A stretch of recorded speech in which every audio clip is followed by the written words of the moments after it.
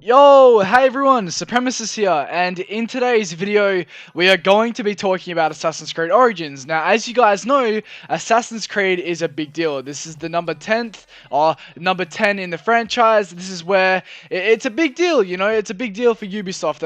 They have been working on this game for 4 years now, and it is going to be releasing on October the 27th, which is really good because my birthday is in October, and this is going to be a really good time for me and for everyone else.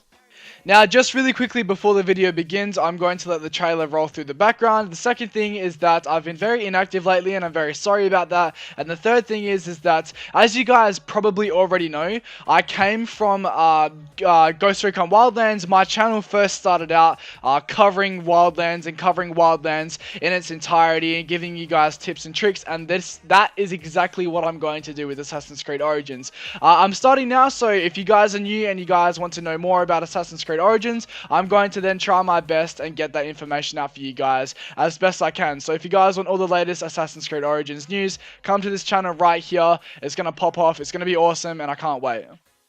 Sweet. Now let's go ahead and jump into this.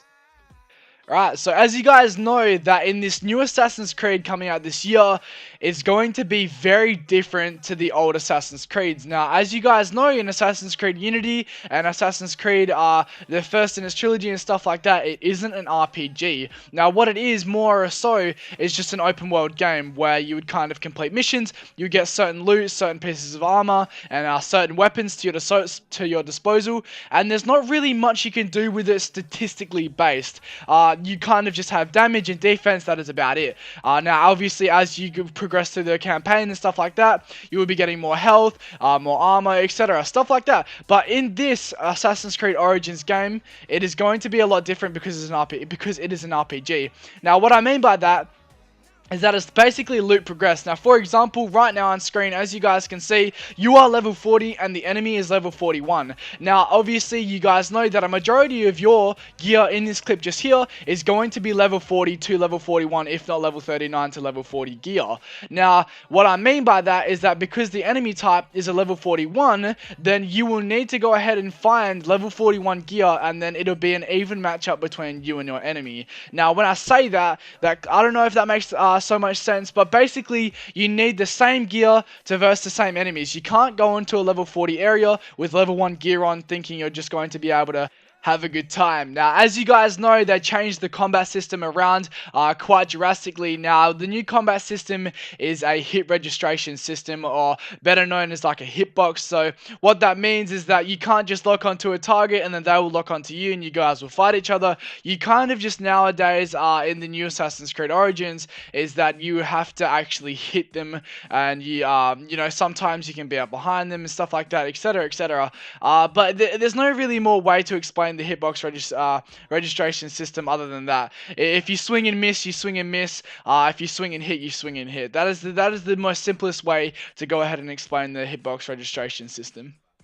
Another major thing in Assassin's Creed Origins is the new game mode type, which isn't a new game mode type, called the Colosseum. It is an in-game thing where you would pretty much just walk up to the main doors of the Colosseum, walk in, and then just fight a wave-based system until you get up to the final boss, defeat the final boss, and then you can get some epic loot out of it like armor and weapons and stuff like that.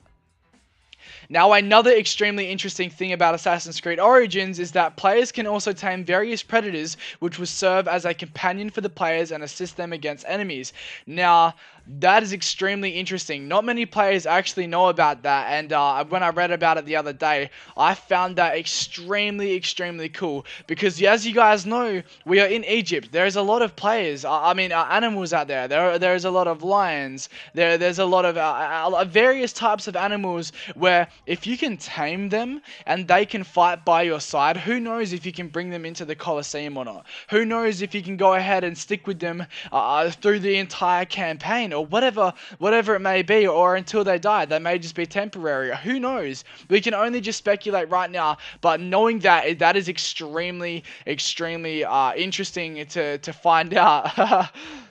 Now let's go ahead and talk about the storyline of Assassin's Creed Origins. Now, in Assassin's Creed Origins, you will then be playing a protagonist called Bayek. Now, what Bayek is, he is an assassin, and he fights for liberty, as you guys know. You will then be fighting alongside Cleopatra. Now, Cleopatra also has a brother called Ptolemy 13. I'm not actually sure if I pronounced that right, but I'm going to keep saying it. Now, Ptolemy 12 is actually the father of Cleopatra and Ptolemy 13. Now, what happened is that he passed away, and then the throne was given down to Cleopatra and Ptolemy 13. And now, what happened is that they started fighting and try to assassinate each other and stuff like that. And then that led to Cleopatra getting banished from her throne and outside of her village. So right now, she's trying to work her way up, while Ptolemy 13 is actually with a secret organization, which I'll put on screen right now. This is the face of that organization. They're actually trying to deceive Ptolemy 13, but he doesn't know it because he's more of a young-sighted type of male who kind of just enjoys the life of the throne and stuff like that. He's not really worried about being overthrown and stuff like that. But so this face of the enemy, as you guys can see on screen right now, they're actually the real bad guys in the storyline, and they're trying to overthrow Ptolemy 13 and control the land for themselves and stuff like that. Now, also talking about the storyline is that we need to look at the open world. Now, the open world is extremely versatile and extremely big. It is the biggest open world that Assassin's Creed or Assassin's Creed in general or Ubisoft has actually made for Assassin's Creed. Now, because of it's so big, you have a lot to do in Assassin's Creed. You have a whole bunch of loot caves, you have a whole bunch of side quests to do, main missions to do. You guys have the whole entire map to explore, and it's going to take you ages. Now, another thing too is looting in Assassin's Creed. I found myself in the older Assassin's Creed not really looking to do these puzzles and things like that. But as you guys can see on screen right now, it rewards you. So it gives you more incentive to go ahead and find these loot caves and travel the entire map and do all these side quests for better loot. Maybe you don't have the correct or the right equipment for the level that you want to go ahead and verse. So you need to go ahead and find these loot caves and do these side quests. So it does give you a more incentive to do these things. But that is about it for today's video. I hope you guys enjoyed. If you're new to the channel and you want to see more on Assassin's Creed Origins, then please be sure to subscribe. And yeah, with that being said and with that out of the way, I hope you guys enjoyed this video, and I'll talk to you guys in the next one.